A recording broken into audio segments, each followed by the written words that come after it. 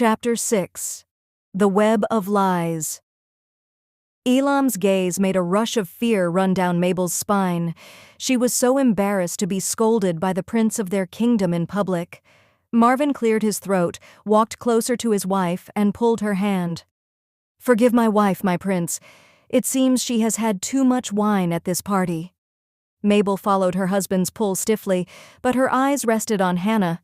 She was red and fuming. Elam turned back to Hannah. "I have searched for you for years. I am so glad to have found you. Do you remember me?" Hannah found him familiar, but she did not really have time to think.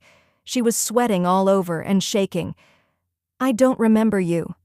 She closed her eyes.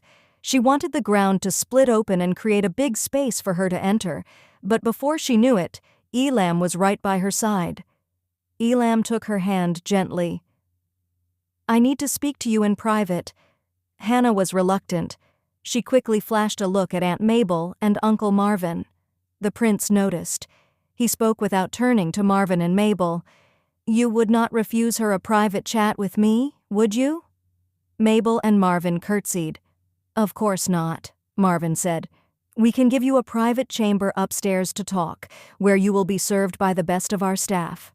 Elam raised a hand to stop the words from flowing from Marvin's mouth. Marvin hushed, and Prince Elam spoke. "My own people will serve me, but lead the way." Marvin and Mabel exchanged worried glances again. There was no way this was happening, they both thought. Riley had already come over and was standing near her parents. She was fuming, but she forced a smile. She walked to Hannah's side and curtsied to the prince for the 40th time today. "My prince, I did not know you had met my cousin." She smiled at Hannah. Hannah pressed her lips together. Elam raised an eyebrow. "Cousin?" Elam remembered that they had called her a servant. "Yes, she is my cousin. It is only that she is mentally deranged, so my parents have kept her in and sought medical attention for her constantly," Riley said. Hannah's eyes widened in shock. Riley continued, "She is not better yet, and maybe that is why she rushed in and caused all this chaos." Riley sighed and placed a hand on Hannah's shoulder. "Is that not so, Hannah?" She turned to Hannah and peered into her eyes. Mabel and Marvin also gazed at her fiercely. Hannah felt a lump in her throat, and tears pooled in her eyes. She was not crazy. Why were her family members calling her crazy? She thought. Chapter 7. The Unveiling. Mabel gave a smile and walked closer. "We did not want her identity to be known in public just to protect her, so we called her a servant." Then Mabel turned to Riley. "We discussed that this should not be told to anyone, but I guess it is because His Highness cares so much that you told him." Mabel placed a hand on her chest. "She is the daughter of my dear sister-in-law. It is a pity that her brain has deteriorated to such a point." Elam gazed at Hannah and considered her tearful face.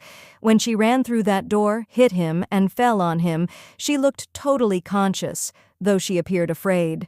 Riley was worried about the way the prince was looking at Hannah. His gaze did not waver, and his pupils remained focused. Riley noticed that the rope in front of Hannah's cloak was loose. With just a little pull, Hannah's ugly red dress would be revealed. She did exactly that, and the black cloak came off. Her cheap dress was revealed, and the eyes of everyone watching turned sour with disdain, except Elam's. He did not flinch while looking at her.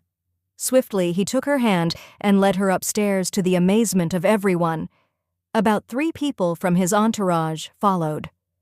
Once inside the private chamber, the guards closed the heavy oak doors, muffling the music from below. In the center of the room stood a long, polished mahogany table, its surface gleaming under the warm glow of a crystal chandelier.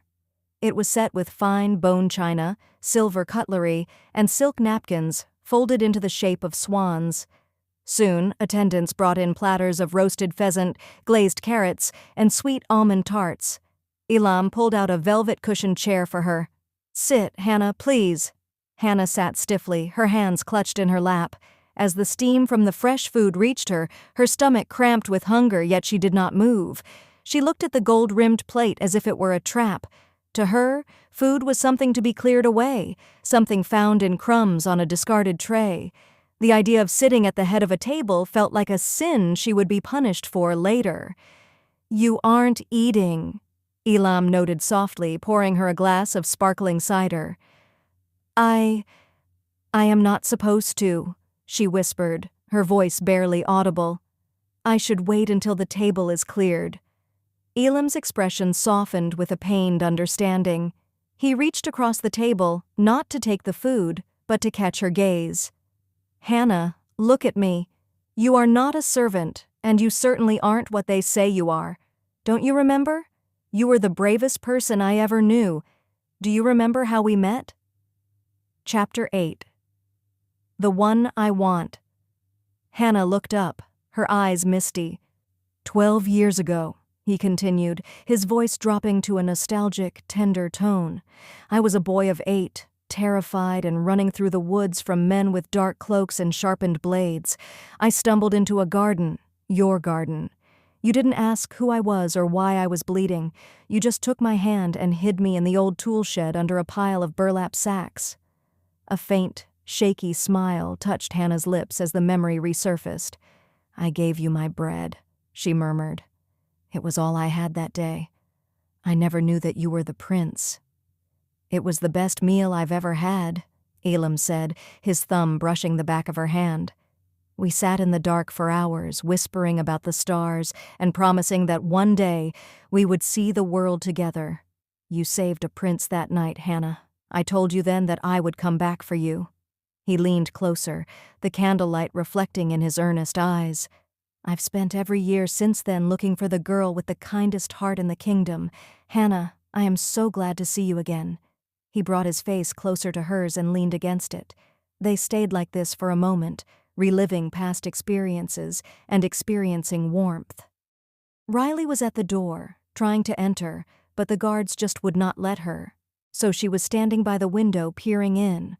She wanted to scream when she saw the heads of the Hannah and the prince touching, but she held it in. It would be foolish to irritate the prince further.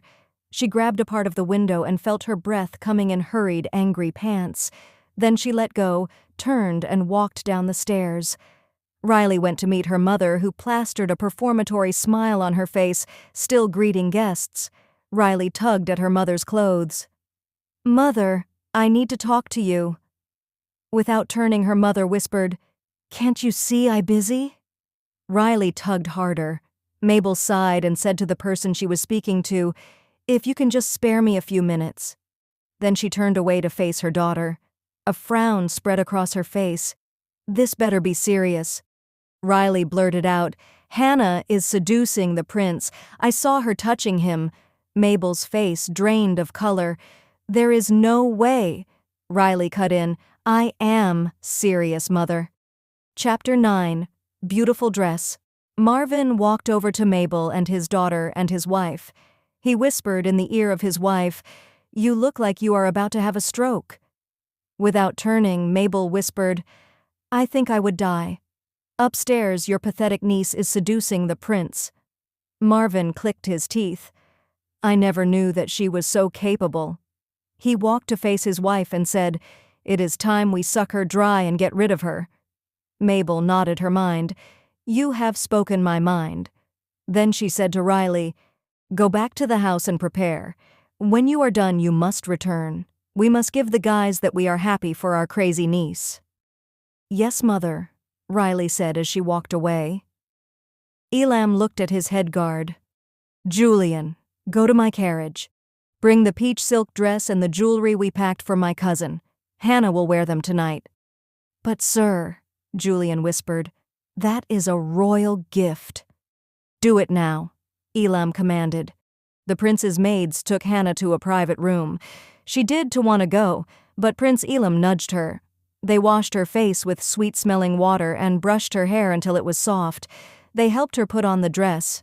It was a beautiful, shimmering peach color with silver thread. It felt like a dream on her skin.